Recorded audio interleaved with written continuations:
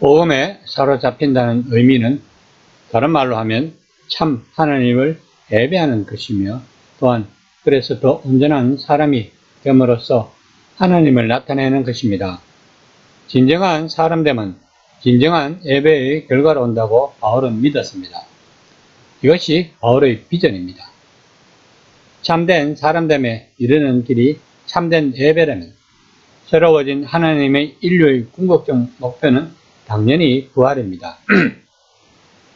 부활은 그저 소생이 아닌 탈바꿈입니다. 즉, 육체가 지닌 현재 상태가 새로운 형태로 바뀌는 것입니다.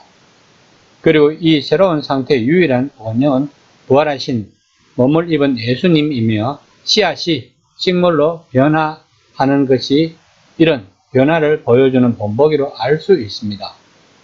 이것이 바로 자신이 창조한 피조물의 미래를 위한 창조자의 계획이라고 바울은 믿고 있었습니다. 오늘 본문 말씀은 고린도 교회에서 일어나고 있는 추문과 그에 대한 바울의 심판에 관한 내용입니다. 5장 1절 말씀입니다. 너희 중에 심지어 음행이 있다 함을 들으니 그런 음행은 이방인 중에서도 없는 것이라. 누가 그 아버지 아내를 치하였다 하는도다.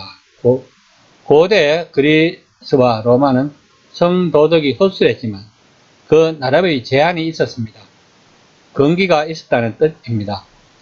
매춘부와 음란한 행동을 하거나 일부 사단과 신전에서 벌어지는 난잡한 일들에 가담하는 것이 일상사였지만 대다수 사람들은 사회적 행동에는 정해진 선이 있고 그 선을 넘으면 안 된다는 것을 알고 있었습니다.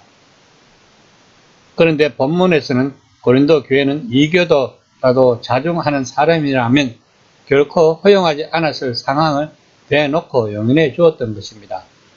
어떤 남자가 자기 계모, 아마도 부친의 후처였을 여자와 동거하고 있다고 말하고 있습니다. 5장 2절 말씀입니다.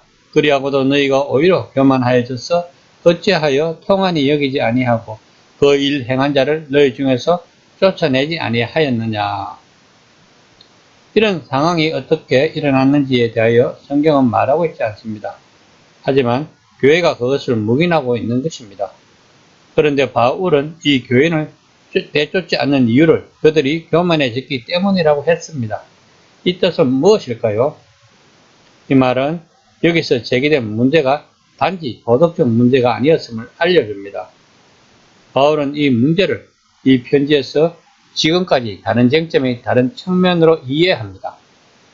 곧 4장에서 불거져 나온 문제로 교만해진 일부 교회 지도자가 소피스트처럼 행동하고 있었던 것입니다. 특히 그들은 윤리적 경고를 내던져 버리는 것이 자신들이 얼마나 영적으로 성숙했는지 새 믿음과 그리스도인의 신분이 얼마나 중요한지를 보여주는 표지라고 오판하고 있다는 것을 바울이 지적하고 있습니다. 그들은 자신들이 영적으로 성장하여 이교도의 낡은 신앙은 물론이고 거기에 결부된 이교도의 근기까지 버렸다고 생각한 것입니다. 5장 3절 말씀입니다. 내가 실로 몸으로는 떠나 있으나 영으로는 함께 있어서 거기 있는 것 같이 이런 일을 행한 자를 이미 판단하였노라.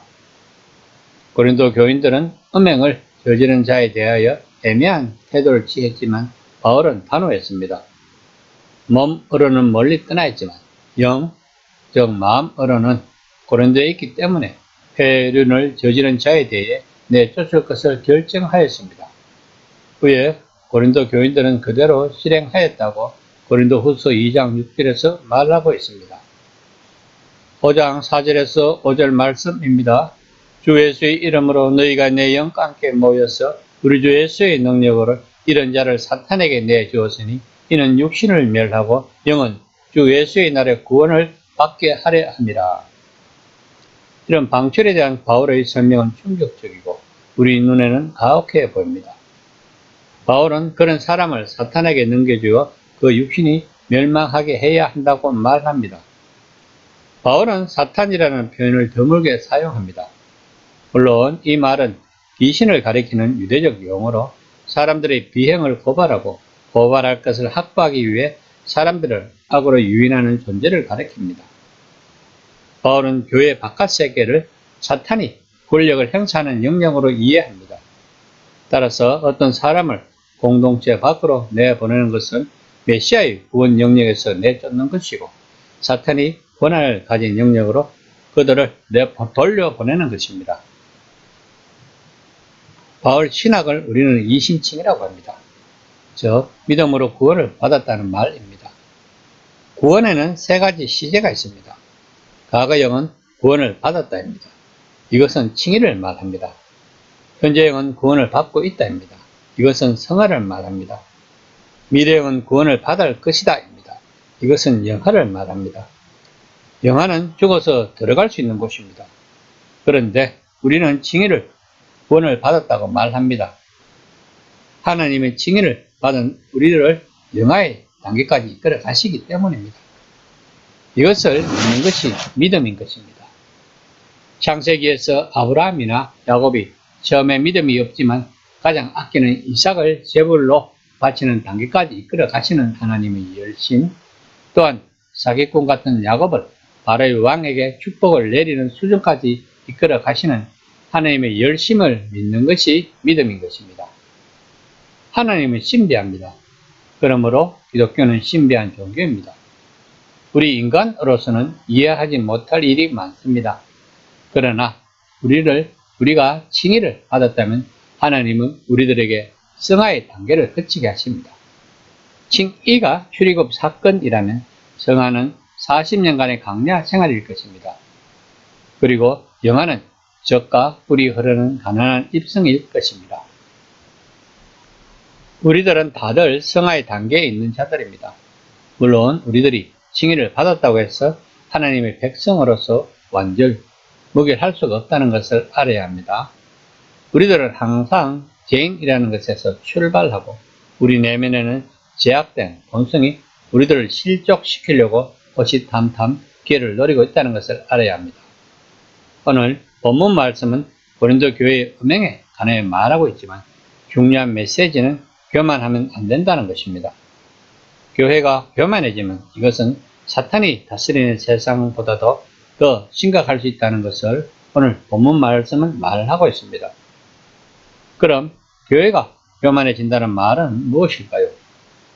바울이 끊임없이 이야기하고 있는 것은 소피스트들의 말솜씨나 수사학자나 철학자들의 사상이 복음에 접목되는 것을 경고하고 있는 것입니다. 복음에다가 다른 것을 첨가하면 안 된다는 것입니다. 복음은 예수님 그 자체입니다. 예수님이 죽음과 부활을 전하는 것이 복음인 것입니다. 이것이 바울이 생각하는 복음입니다. 물론 이 복음을 설명하려면 책 한 권으로 모자랄 정도로 심오합니다. 이 시간에 묵상해 봅시다. 나는 복음을 들으면 내 마음이 뜨거워지는지를.